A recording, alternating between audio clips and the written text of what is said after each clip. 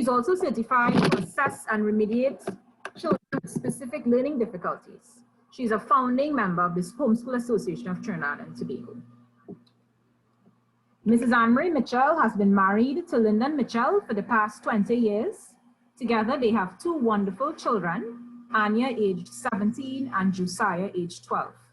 Their homeschooling journey began 14 years ago when Anya was 2. Anne-Marie is currently homeschooling her children and working alongside her husband in supporting families and growing their business. She also enjoys working with women, writing, and loves encouraging and supporting others in their writing journey. Anne-Marie enjoys liming, laughing, connecting with, and learning from others. Anne-Marie has a BSc in Chemistry and Management from the University of the West Indies St. Augustine campus, and a BA in Interdisciplinary Studies from the West Indies School of Theology. Okay, and as I said, my name is Fiona Rajkumar. Anne-Marie is also a founding member of the Homeschool Association of Trinidad and Tobago. My name is Fiona Rajkumar. I am also a homeschooling parent. My first daughter is 12, the second is 7. So I've been homeschooling, well, I entered homeschooling before we had children, okay? And so one of the first things we want to do this afternoon would be to define what homeschooling is. So I will read briefly the definition of homeschooling that is followed by the Homeschool Association of Trinidad and Tobago. So let me just chat, hearing clearly. Okay, great. And so homeschooling can be defined as parent-directed education at home instead of sending children to an institution. Parents or guardians may utilize the assistance of tutors in their homeschooling, but they must remain engaged and responsible for the teaching and learning process. This is different from engaging and employing tutors to teach your children at home, which is really private tuition at home. So homeschooling is driven by parents, and in most cases, parents are the primary teachers of their children, okay? So homeschooling is not to be confused with schooling taking place or private tuition taking place in a home, right? And so if anyone wants more clarity where the definition is concerned, that is something you can ask a question about. So one of the first things I want to start off with would be by addressing to Bernadette, who is currently in the position of the Corporate Secretary of the Homeschool Association of Trinidad and Tobago, also known as HATT or HATT, would be for Bernadette to share with us whether homeschooling is legal in Trinidad and Tobago. We always get questions about the legality of homeschooling. Do we need permission to homeschool in Trinidad and Tobago? And what are the qualifications, if any, of a homeschool parent teacher? Great. Thank you, Fiona. Is homeschooling legal? Yes, absolutely yes. The Ministry of Education is very aware of the homeschool movement and its growth in the country, and we have a very cordial arrangement and relationship with them. The Constitution of Trinidad and Tobago, right in its preamble, protects the right of a Trinidadian to choose the method of education for their children. And so homeschooling falls under a method of education. The Education Act makes provision for the minister to permit, so to speak, to ensure that once proper schooling is taking place, then it is a viable option. Another thing that the Education Act protects is the child's right to an education. And so while at this point in time, there is not a policy, a formal policy in place by the Ministry of Education that governs homeschooling, through our relationship with them, we have an agreement where each homeschooling family should register the child that they wish to homeschool as a homeschooling child with the Ministry of Education. So this is not seeking permission to homeschool your children. It is informing the ministry of your choice to homeschool. The Homeschool Association will provide you with a template that a template letter that will cover the basic information that they need from your family. One of the things that we encourage you is to begin to settle what your homeschool philosophy would be, or what homeschool curriculum you would choose, so you can cite that in your communication to the Ministry of Education, so they have the assurance that you know what you're doing. Qualifications of a homeschooler, as Fiona said, if any, because there's not a policy in place, there is not a definite qualification required. However, the Homeschool Association strongly recommends that a parent who is seeking to homeschool their child should have completed successfully their secondary school education and have a strong command of the English language. Once you have a strong command of the English language, you can read, comprehend, follow instructions. Then with the assistance of a quality homeschool curriculum, you can guide your child through the process. You do not have to have a background in teaching. You simply have to have the time commitment that it would take to homeschool your children. Back to you, Fiona. Thank you very much, Bernadette. And so, to sort of piggyback on what Bernadette would have said, where homeschooling is concerned, she mentioned some important terms. She spoke about having a philosophy of education. And so one of the things that we suggest to parents who are interested in homeschooling, before you dive into homeschooling, to spend some time thinking about how you think about education. Because homeschooling is a tremendous opportunity to think about how you perceive education, what you think should be involved in education. And based on this, you can set some goals for your children, okay? Do you see education as being something that is holistic in terms of being more than cognitive academic work? Do you think education should encourage the development of skills, of character, of talents, of gifts? And so all of these thoughts can go into framing a homeschool philosophy that would then impact the type of curriculum that you choose. Now, in terms of curriculum, many parents follow the local curriculum, the curriculum laid out by the Ministry of Education as set up on their website. But many parents also follow homeschooling curriculum. And as Bernadette said, homeschooling curriculum are often created or always created for parents with the knowledge by the publishers that many parents do not have a background in teaching. And so because of that, these curricula created by educators themselves would espouse certain kinds of education philosophies, differentiated or different styles of learning to suit different types of children. And so you can tailor your homeschool to your various children and their learning needs, and also help you to set goals. Many homeschooling curricula come with a curricula laid out for you. And that, as Bernadette again rightly says, once you are able to have a time commitment to your homeschool, you are able to carefully go through the curricula and then execute the education of your children. So the next question I would want to address would be to Anne-Marie.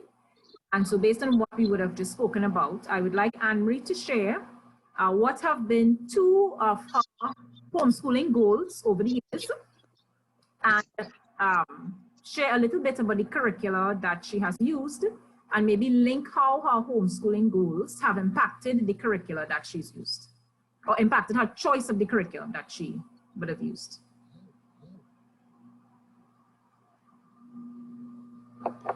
Good evening, everyone. Thank you, Fiona. So I just want to share two of our homeschooling goals. We really want our children to learn the disciplines and the joys of serving God and others, the disciplines of hard work, integrity, faithfulness, diligence, courage, and good stewardship. The other goal, one of the other goals that we have, is that we would really like our children to be aware of who they are, their value, their gifts, their talents, their abilities, as well as their strengths and as well as their struggles and their challenges. Coming out of this, when we were first thinking about what curriculum would be best suited for our children, I only at that point had my daughter, Anya. And Anya was very, she's very creative. She's a real creative. And I looked among the curricula that I had seen online and that others had told me about, and the one that I felt was best suited to her learning style and to the kind of child that I saw in her, as well as to the character qualities and other qualities that we were hoping to really build in her, was Sonlight, SONLIGHT. And Sonlight was our primary base of our curriculum, and to that we added other things which I will share. So Sonlight is a literature-based curriculum, and their byline I've always loved. It says, "The way you wish you had been taught." And personally, I found it was really an excellent way that they've employed. So their textbooks do not appear to look like or sound like textbooks, but they are very rich in information and in learning activities. The other thing that helped me along in terms of curricula was within Sonlight, they would have several options for math and science and so. And so we chose for math, Singapore Maths. We chose for science, Apology of Science. One of the things that Sonlight really embraces is Newbery Medal Award books, readers, which have made a huge difference in the learning of both my children. We've also utilized Wisdom Homeschooling online courses. And so Wisdom is an organization that is set up to help homeschooling families to provide support in various subject areas as you proceed in the education journey with your children. And so those would be the primary things, with Sonlight being the main or the core curricula. Both my children have different learning styles and their abilities are different, but for us, the curricula that I've named have worked very well for both of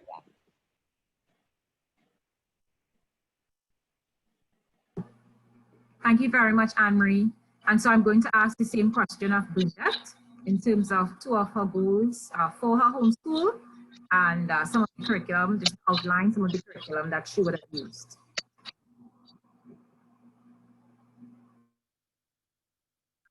Thanks, Fiona. Okay, so a couple of goals that our family would have had as we approached homeschooling. As parents, my husband and I realized that we are partnering with God to raise a human being that as they emerge into adulthood, that we hope would be able to flow in their areas of gifting, talent, what they're passionate about. More so, we understand that we are raising someone's spouse, we are raising someone's parent, we are raising someone's employer or employee. And so the character that we would sow into the fabric of our children's lives was very important to us. So we wanted to see our children grow to be young people, young adults, and eventually the next generation of loving people, people who are responsible, who are nationally minded, who will serve God with all their heart and have a healthy moral compass. Doing that, we believe academic excellence will follow.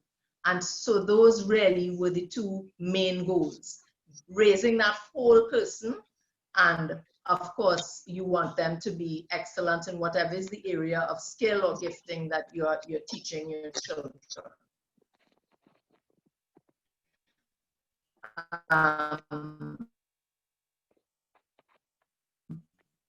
Curriculum that we used.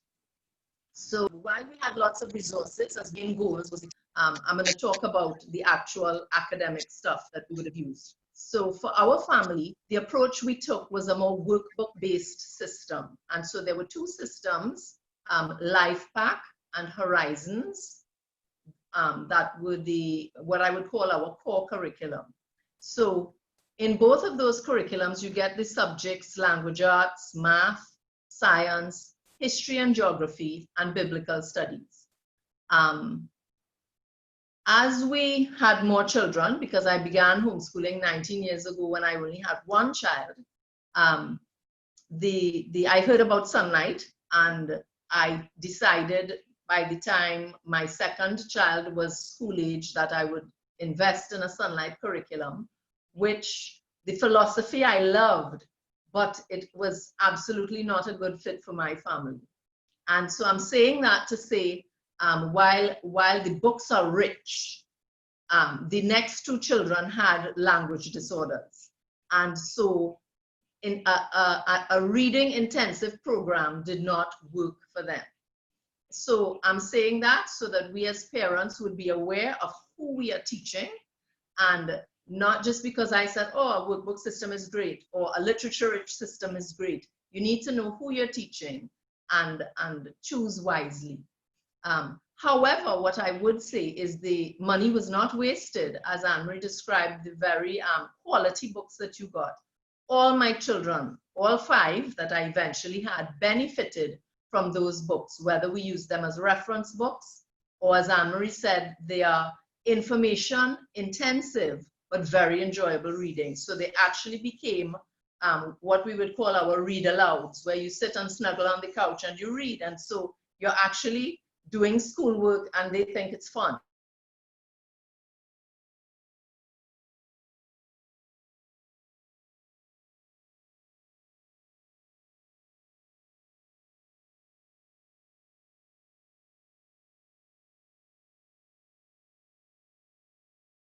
Very kinesthetic, wanted to be very hands-on, and I found that I had to begin to tweak my curriculum. So I would have moved away from life pack science for them. While I still had it and I still used some of the stuff from there, I came across a program called Exploration Education Science, and it's really a physical science program. It is self-directed, project-based. All the materials are included, so everything is learned by doing. So there was an experiment or something to build and something to do with each lesson, and so they loved that. They wanted to do it all day. You know, we did science sometimes twice a week or 3 times a week. They wanted to do it every day. So it's a kind of program where you can inspire love of learning in your children. And then with one particular child who was a classic dyslexic, I would have had to access various programs through the Dyslexia Association to get him able to decode language, to write, to read, and to manipulate language the way you and I may more comfortably do it. And so at the point in time, the particular program I would have used was LITS. It is now called Now Foundations, and it is still available through the Dyslexia Association. I'll stop there.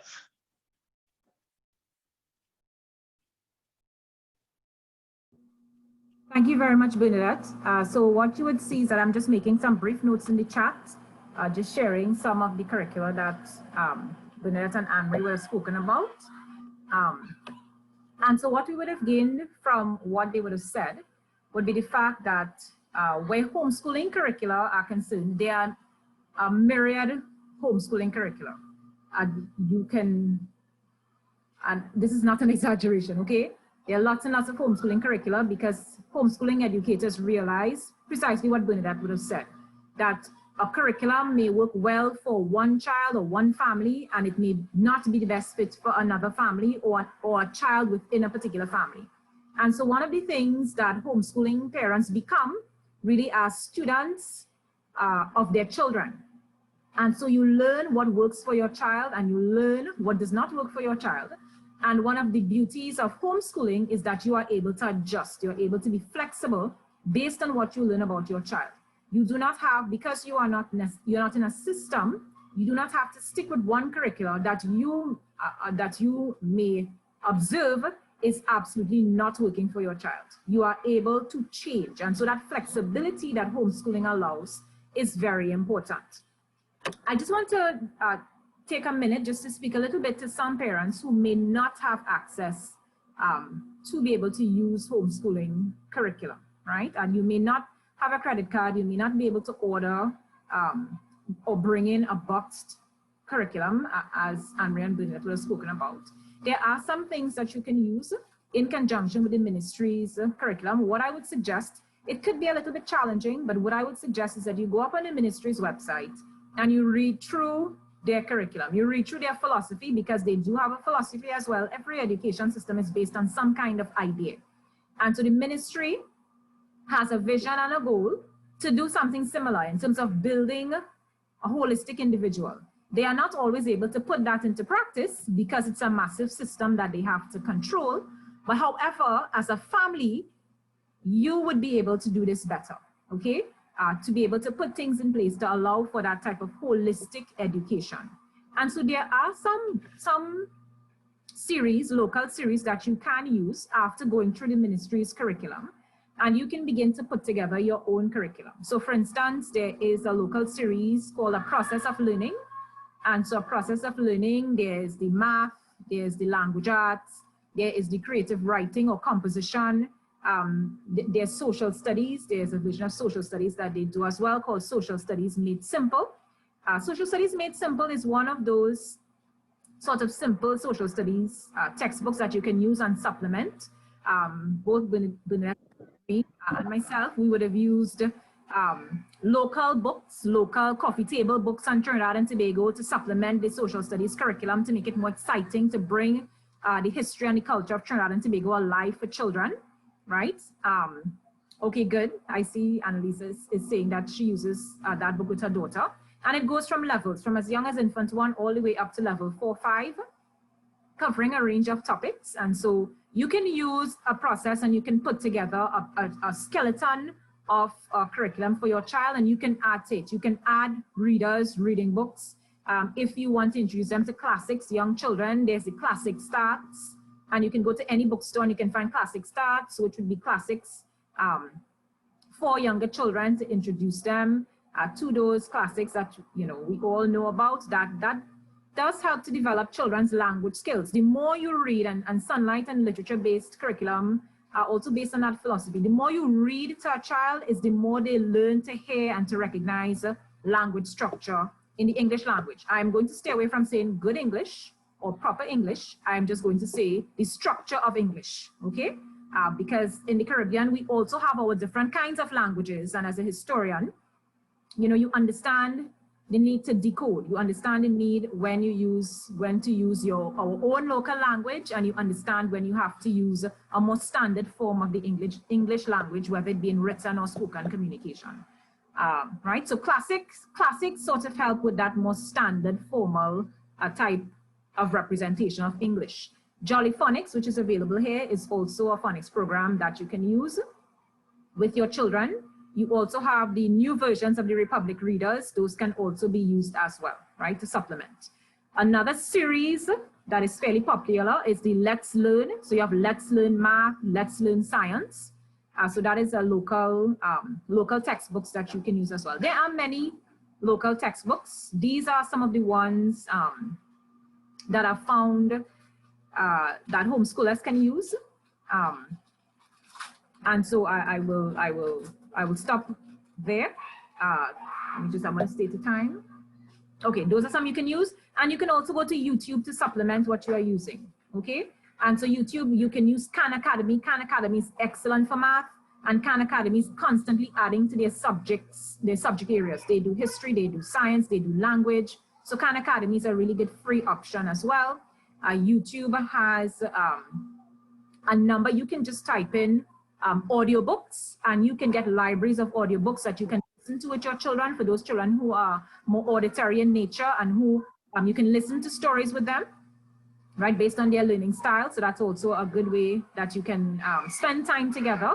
And also there are apps that you can use, library apps like Epic Books for Kids. Epic is also very good. Epic is literally like a library. You can have their books on science, history, geography, biographies, popular culture books that children love, classics as well, the classics that, you know, you don't have challenges with copyright, you can use from Epic. And Epic spans a wide number of grades, and it's cheap. And because of the pandemic, apps like Epic and ABC Mouse. Pardon me? Okay. And so apps like epicbooks.com, Adventure Academy, and abcmouse.com. Adventure Academy is an extension of abcmouse.com. You find that they are much cheaper now, and there are specials on those apps as well. So you may get to subscribe to ABC Mouse, $5 for 2 months. Okay. And so those are some of the things. If you're not able to afford or have the means to bring in a homeschool curriculum, you are able to use the local curriculum and supplement your local curriculum in these ways that are fairly affordable and accessible for you, right? So the next thing I would want to move on to would be the fact that we are existing in the period of a pandemic, right? We are going through like a historic period right now. And so I would just take a minute to address the differences between homeschooling and pandemic or crisis schooling. And so what we are all doing now, homeschoolers included, can be termed as crisis schooling or pandemic schooling, not to be mixed up with homeschooling, okay? And one of the main differences would be the fact that homeschooling is something that you choose, right? Homeschoolers choose to homeschool, you choose to homeschool, you think about it, you make some decisions, some choices, you put things into place, you think about your philosophy, you think about your curriculum, and then you make your decision to send in your letter of intent to the ministry and you begin homeschooling. What we are doing now is not the result of deep thought about homeschooling. Many parents are doing this, working with their children at home, because it is a crisis we're in, and this crisis has forced the closure of schools, and so we are home. And so we're saying this as the association, and Bernadette, and I'm sure maybe Anne-Marie and myself, we've spoken to parents and we've done interviews, and we've heard people say numerous times that this is homeschooling, and this is not homeschooling, okay? Homeschooling, as I said, involves choice, and it also involves a measure of movement that homeschoolers are accustomed to. Movement outside of the home, particularly for those families who are very hands-on in how they learn, who may incorporate the museum, the library, outings in how they teach, and based on how their children learn. And so what this pandemic has done, it has also impacted the way that homeschoolers homeschool as well. And so many of these stresses that have impacted parents who have been in the traditional education system have also impacted homeschooling families, and we have had to make adjustments also based on the pandemic. And so again, I would like to reiterate, what is happening now is not homeschooling in the true sense or the essence, the philosophy, the spirit of homeschooling. What we are going through right now is pandemic or crisis schooling. And so what I would want Bernadette to do is I would want Bernadette to share, and ask Anne-Marie after, to share a little bit on some of the tips for parents who are in this whole crisis pandemic schooling paradigm now, and because of our different circumstances and backgrounds, this will impact each family differently. So I'd like Bernadette to share some tips with us in terms of how can we cope with pandemic schooling. I'm smiling because when I began talking on Zoom, trying to assist various companies and organizations cope, help their parents, the parents of those organizations, cope with their children, I started out with a particular dialogue. And that was at the beginning of April when I began doing those talks. And that dialogue has changed over the short period of time that I too am living through what the rest of the country is living through. So I too am growing and learning in the process. The first thing I want to say to parents and families is to understand and to keep in the front and center of your mind that this is a global event and this is a traumatic event. And just as us as adults are going through certain levels of trauma, some of us have lost our jobs. Some of us are wondering, where are we going to get the money to pay the mortgage and the rent? Some of us are getting half pay. Some of us are working from home while our children are there and yet being expected to teach still. So my first instruction is just breathe and give yourself a break. And do not try to replicate normal now. Create something, a space in your home that is different.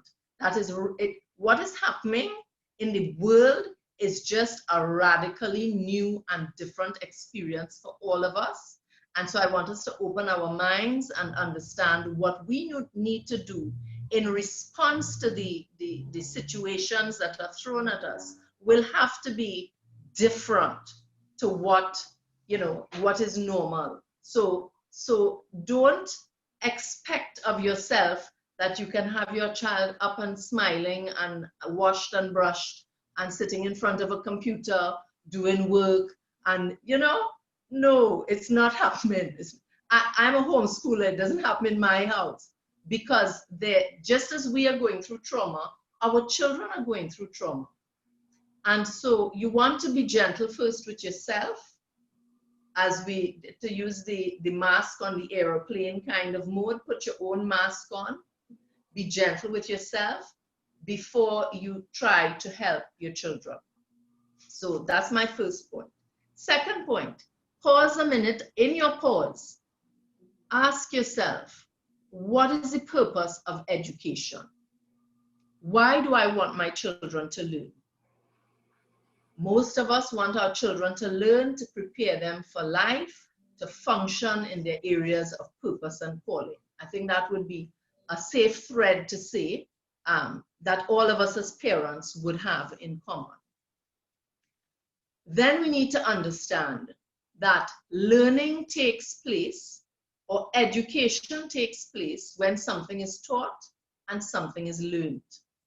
So while you may have dedicated teachers, your child may go to a school where there are teachers who are interested in continuing learning and they're sending worksheets or they're doing an online quite a bit of. If you have to work from home, that is not a reality for you. And don't frustrate yourself into thinking that you have to do it all, that we are super parents and that we can do it all. Do your best. In the space of your home, we are on a semi-lockdown. We don't want our children out and about. So the children are confined to your home, whether it's an apartment, whether it's a house with a yard, whether you're living with extended family, they are within there. And so they are part of a community. They are no longer going out and coming in. So they are there with you. There are many things and life skills that they need to learn. So our educational path is not a race. And by educational path, I mean the road to SCA, and then the road to CSEC, and then the road to CAPE, and the road to university. It's not a race. Nobody says that you have to do it by a particular age. Because of this event that has occurred globally, we as parents have to find things that we are equipped to teach our children. Not everyone is skilled in communicating academic work to your children, but you may be a good cook. So coming out of this, ensure that all your children know how to cook something. Or you might be an avid gardener. Teach your children to care for plants and make science lessons out of it and talk about the bugs that are on the plants and what you need, what are some of the natural organic things that you could use, the neem oil to get rid of the aphids and the blight, and teach them about agriculture. Teach them how to make up a bed properly, how to corner a sheet. I don't know if I'm showing my age now by talking about cornering a sheet. Most of us have fitted sheets now. Hearing you laughing through no microphone and Richard. Teach them to wash wares properly. I don't know, my children, there's one of them that still I need to go next to them and show them how to do it properly. They all wash wares, but often when you put away after that particular child, half of the wares lands back in the sink. So these are life skills. Teach them how to iron. I was speaking to a group that was working with the 1/3 of our children who have no access to devices or Wi-Fi. And even though you are on Wi-Fi now, your child may be one of them, because this might be the only device in the house and you may need it for work. And so they don't have access to it for school. But whatever your profession is, teach your child a bit about that. There's so much to be learned. We live with our children. We know what they love, what they're interested in, what their giftings and talents are. Give them the time, allocate time for them to explore those things. So if you have devices and your child is into music, then let them teach themselves some songs on, if it's a recorder, piano, whatever is their instrument. So they can't go to lessons, but still be learning something. We have, those of us who have access to technology have a great advantage, because YouTube is chock full of free lessons on every art form, and even academics, where you can use those things to assist your children. Let children play. There's so much social skills to be learned through play. And I say that, well, I have 5 children. They have people to play with. But one of the things that you can do in your home, when you do spend time with your children, play chess and checkers, play some cards. If you have little ones, you know, it's important that they learn how to lose graciously. And these are things that in the rat race, when we jump back on that train, you know, or the train that we jumped off, because I hope we don't jump back on the train. The train that we jumped off, we didn't have that time to do those things, to have that quality time with our children. So I know sometimes they could get under your skin. It could just be too much, but make sure that you find some quality when you are fairly rested. I was going to say well rested. Who's well rested? Some rested time, some pleasant time to spend interacting with your children. You know, it's my hope that as we come out of this pandemic, you know, life has been put on pause for many of us. And I hope that when we come out, we don't just press play, but we press reset. And we take the lessons that we learn throughout this about what is important, the relationships at home, the need to nurture and build those relationships. That takes front and center, and it remains as an anchor in our lives as we go forward. I will pause here to allow Anne-Marie to say something, and I guess the conversation will go on.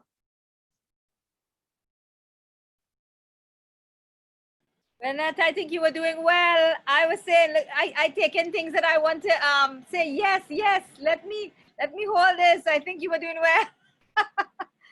I mean, I said that, but I'm really saying that, you know, I really want to echo what Bernadette has said, and to say that a couple of things just now that I just want to say again, which Bernadette said. She said our education path is not a race. And I think that we really have thought that, and we have embraced that for a very long time. And really to reset and not to just press play at the end of this whenever the end comes. Because there is so much that we, in the midst of all the loss, and there's so much loss in the midst of all of this. And I think, you know, it would really be a sad day if all of this loss took place and we didn't come away different. You know, I think it's an opportunity to be, so much has been, so many people have lost their lives. And that's a great prize for us to be able to learn this lesson. And I pray that we will learn the lesson. I think for us, so as Bernadette would have said, well, my daughter is supposed to be writing CSEC next year in 2021. And my son would have been entering the high school years come this September. And so one of the things that was helpful for us is well, when normally, right, when they get up, they would really have their time for themselves and their chores and so on. I have a son who is a little different in some ways. So when he was originally scheduling himself for pre-COVID to come to school on a morning at 8:30, he really wanted half an hour playtime before that. Okay, so he backtracked how much time he needed to do his chores and spend his time and do his personal hygiene and all that and get his half an hour. So before everybody was up and about, he would be up at 5 or on his own with his alarm to make sure he got that, right? So during this pandemic home time, one of the things that we did, in addition to them doing whatever they needed to do in terms of whatever work they had they were committed to covering, was, well, of course, you know, we cooked a lot more, right? So we did that together. We did a lot more of that. We played a lot of games. Evening time was really filled with a lot of family games. I just want to say that, so my son Josiah came up with new card games, really, really great games. We think we should really put it out there, right? One of the things I think that was also really good for us is interest that our children have, as Bernadette identified, whether it's playing the piano, whatever. For my son, it is inventing. And so part of his day is spent doing that, right? Part of his day is spent inventing, whatever he likes to invent or build and so on. And so I really think in all that Bernadette said, yes, that's what I think is a big takeaway, honestly. Learning the lessons that are so very, we have great opportunity to learn at this point, lessons that we probably may have not been able to attend to before. Yeah.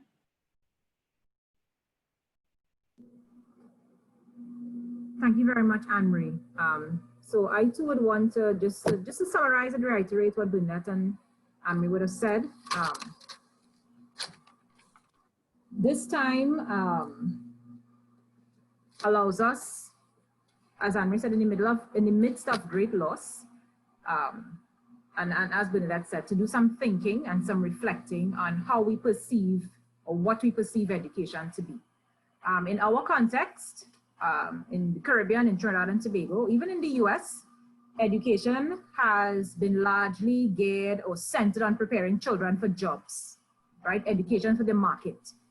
So that has been largely focused on their cognitive academic type development, which has unfortunately been a bit of imbalance, because our children are not only academic and cognitive, they're also made up of other dimensions. They are relational, they are emotional, they are physical, they are spiritual. And so if we can reconceptualize how we view education, and we can think about how we can help build our children as whole beings, and that is a takeaway that we get from this, that would just be tremendous, you know. If we are able to spend time and allow them the space, as both Anne-Marie and Bernadette would have said, to be some of themselves, we may learn things about them and their strengths and their gifts and their talents that we did not know, that we might have never known if we continued on that rat race that focuses only on their cognitive development. We may be surprised at what they're able to do on their own if we do not micromanage them in certain ways, preparing them solely for exams. And so even in my context, I have seen that with my two girls. One, in a very short space of time, has taught herself how to draw and to do anime in ways that I would have never imagined that she would have been able to do at 11.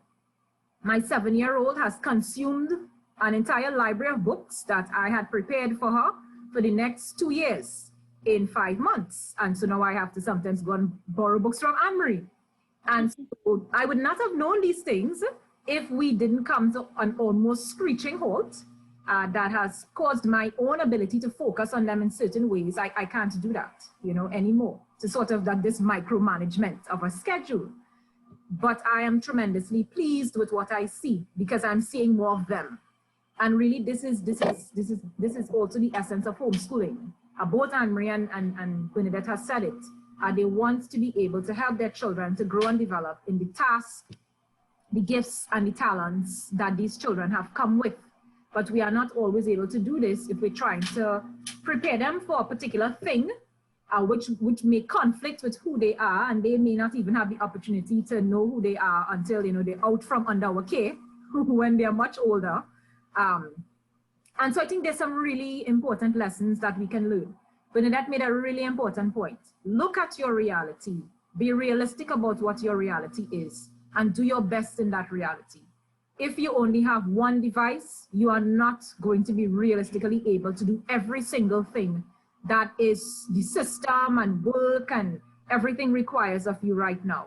And so you will have to broaden how you view education, and your child will not be left behind. If you teach your child discipline and resilience and skills, those skills will translate into how they perform academically when that comes back on stream. Because success in academics is not just about content. There are a whole other set of scaffolding skills that are necessary for a child to be successful, okay? And so the last question I just have for Anne-Marie and Bernadette would be, before we have time to take a couple questions, would be their roots, because both of them have children who are in secondary school, right? What has been their route of transitioning their children from primary school to secondary school as homeschooling families?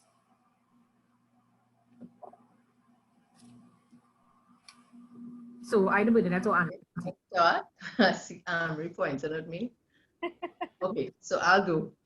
All right, so in the introduction, Fiona would have indicated that I have 5 children ranging in ages from 24 to 13.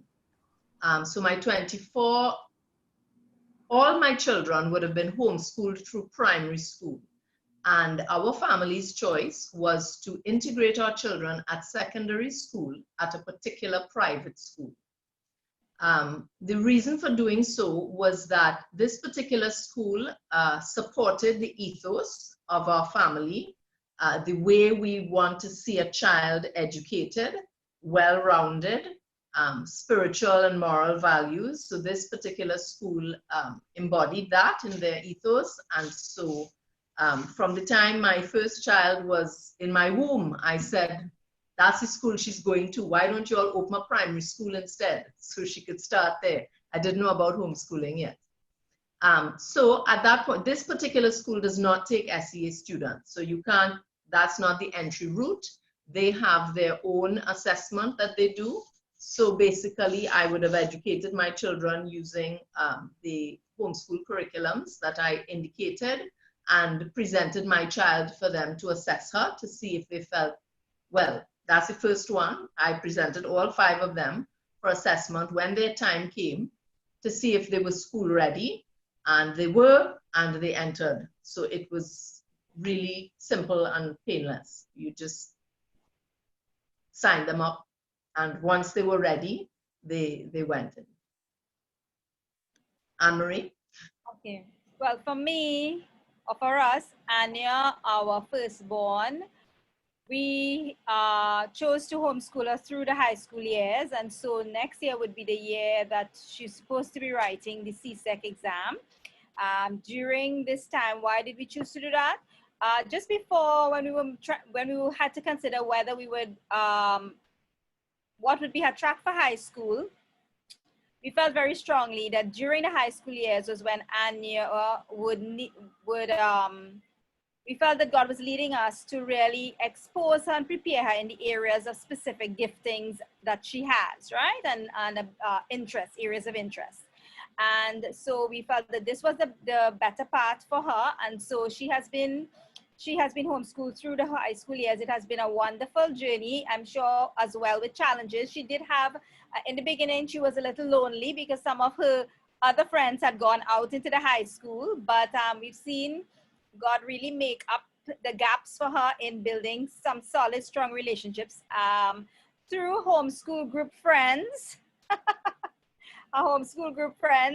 and that has been really great for her. So the first 3 years of that journey, we would have continued with the curriculum that we would have been using before, and the various options that I would have named earlier. And that really gave her a wonderful feast. Starting last year, September, is when we started the CSEC syllabus for the various subjects that she would be writing next year.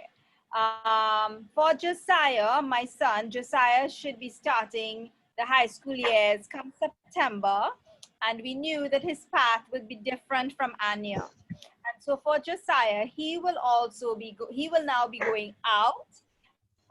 Of course, at this case, it is not going out physically at this stage because there is online virtual schooling, but he will be attending the school that Bernadette just mentioned. And for Josiah, we feel that this is the better track for him. His bent is different, and we're looking forward to this new track because it's new to us. There are some things, however, that in Josiah's development, academically as well, concerning specifically science, which he's very interested in, that I want to continue to supplement at home because of the quality of the material that I spoke about earlier, which was apology of science. But we are looking forward to the new path. So for us, it would be 2 different tracks. Thank you very much, Anne-Marie. And so again, I would want to share that homeschooling doesn't look the same for everyone, and it doesn't look the same for each child either. You know, you really become a student of your child. And so for me as well, I am transitioning my 12-year-old daughter into homeschooling at the high school level and looking at what she will be doing.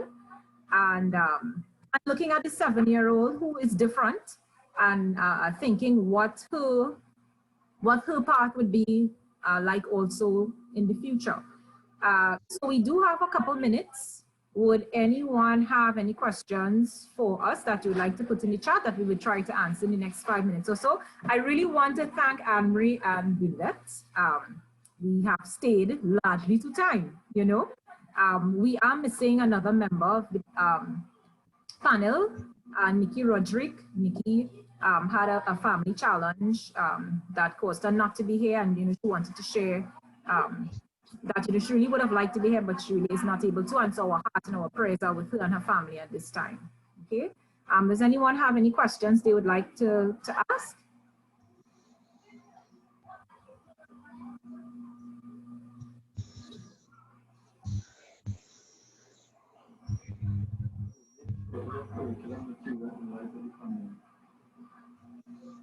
Okay, so Sarah is asking, is there a shortage of curriculum material in the light of this pandemic? So Sarah, what kind of curriculum are you speaking about? Local curricula or homeschooling curriculum?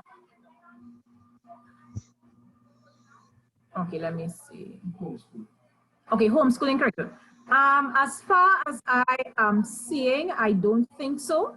What you may have, because you have to bring in homeschooling curriculum, it is taking a little longer. So some of the things I would go on Amazon and I would order.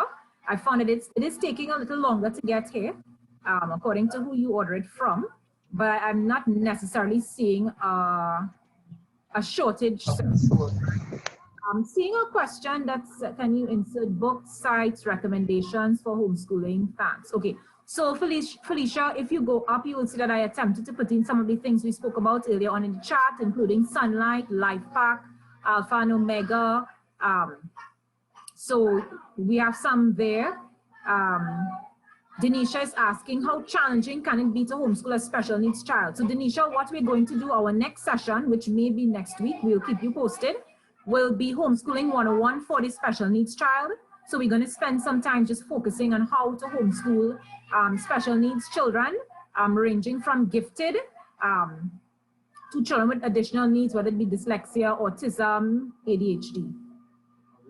The average cost of bringing curricula in for Sunlight. Okay, so Anne-Marie, are you able to speak a little bit to bringing in Sunlight from the US and the different costs and how you've sort of circumvented some of that?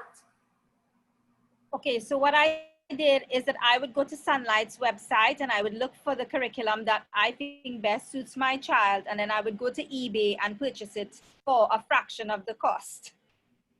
because that was what, when I first bought Sunlight curriculum, I did go to Sunlight and purchase it, but the Sunlight curriculum options can become expensive, and it did become expensive for us. And so I have purchased on eBay, and I've had very good experiences. I have had good experiences on eBay where I have purchased more than one time.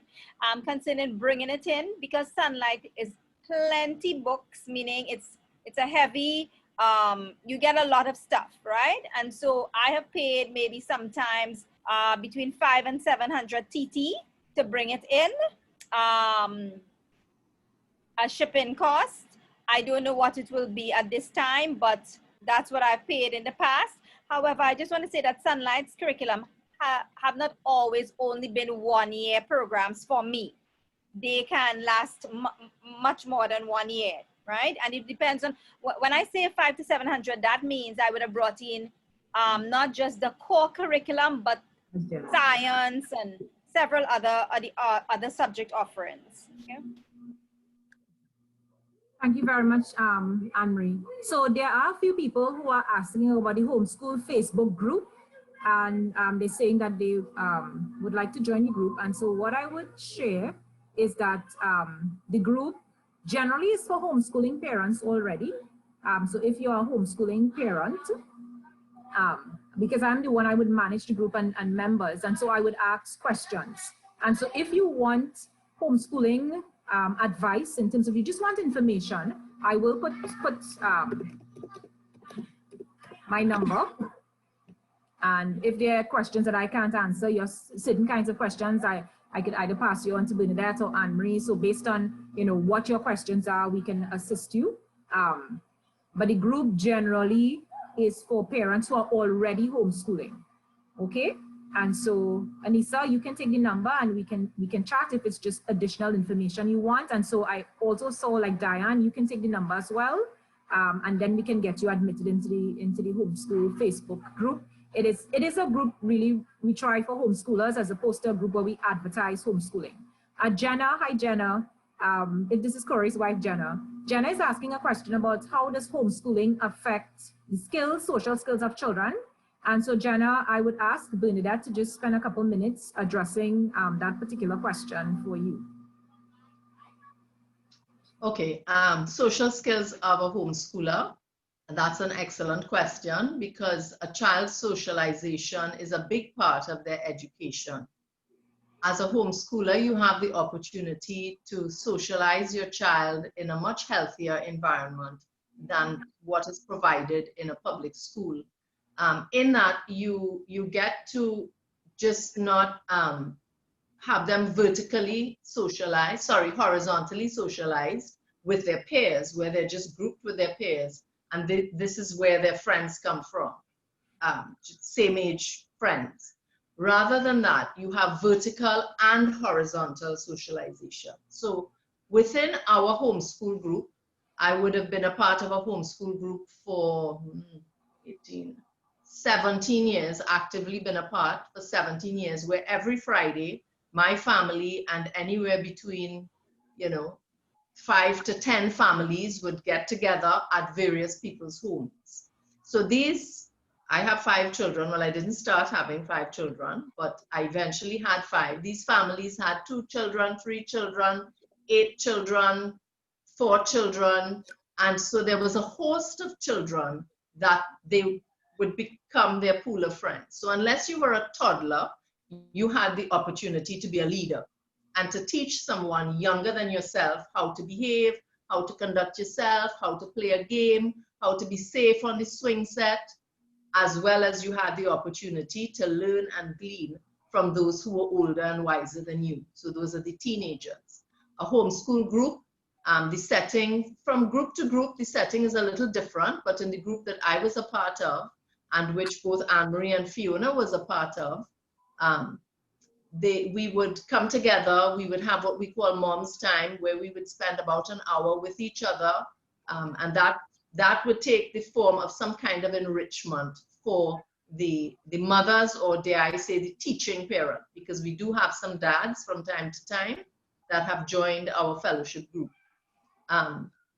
So that might take the form of a book study, or I might teach classes on parenting, or marriage enrichment, or things about homeschooling, or we would pray and encourage each other just as the various needs of the families arose. During that time, our children had the opportunity for free play.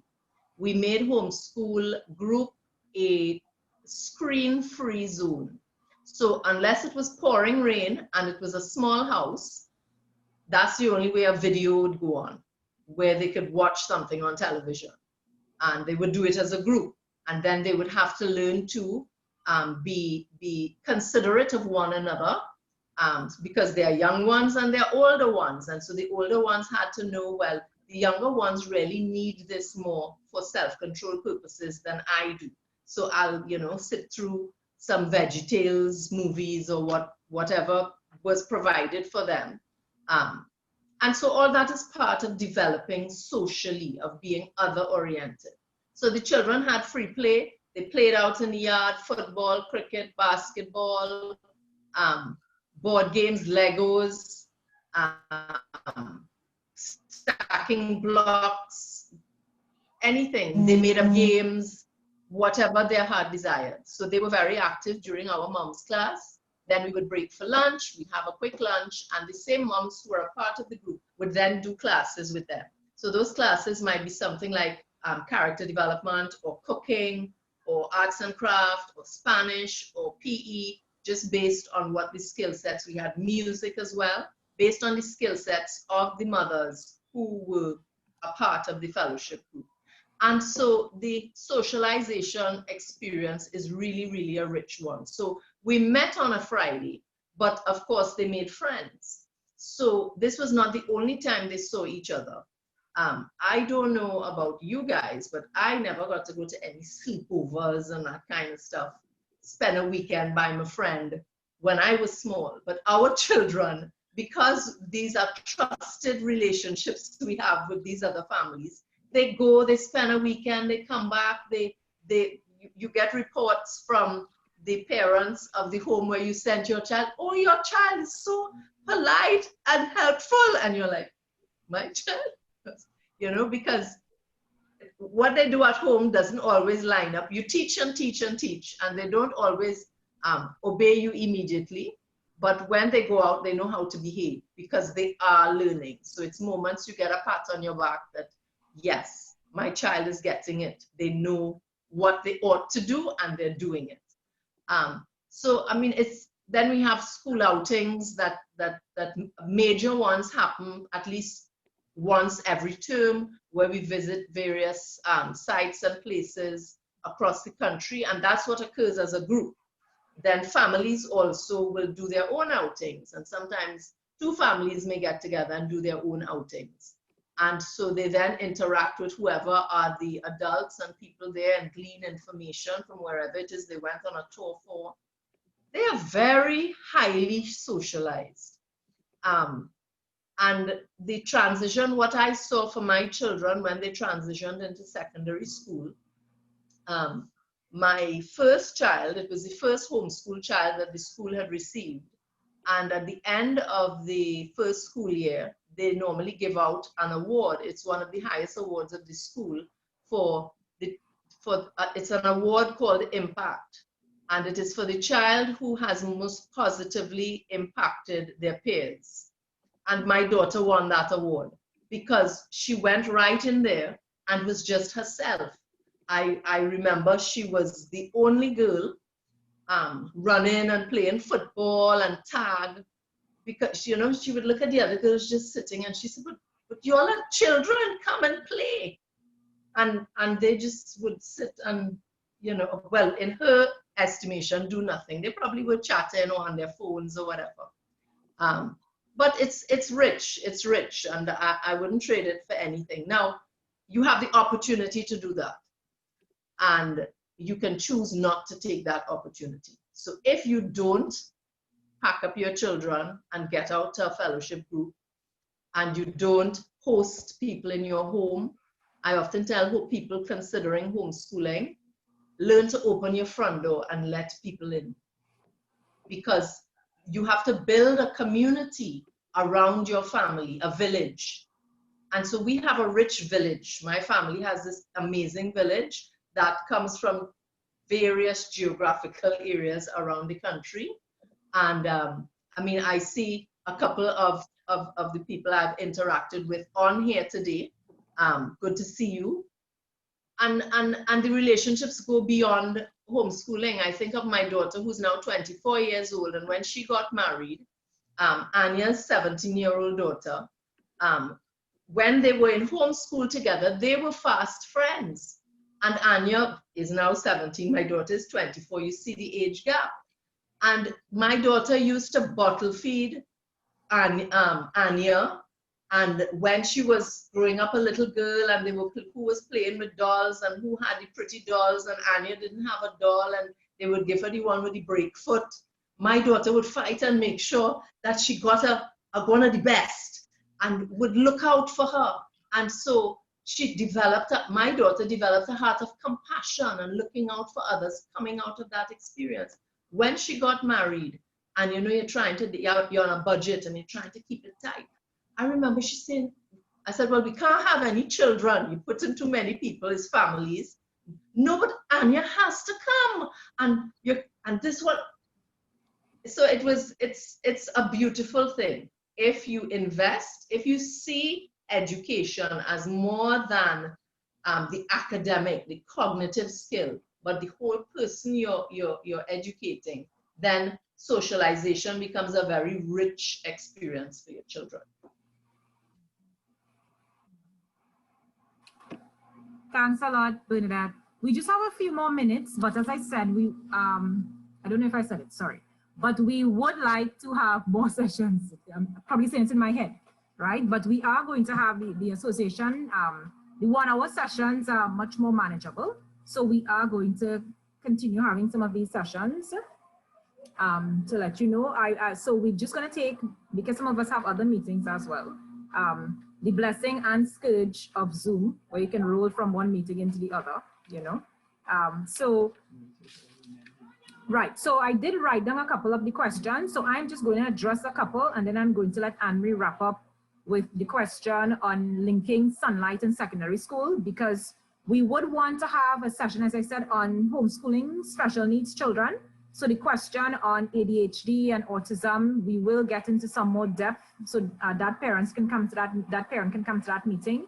We will have something in more depth on homeschooling secondary or high school, as well as just life and scheduling and work. How do you do all of these things and homeschool? Okay, so all of these are separate topics.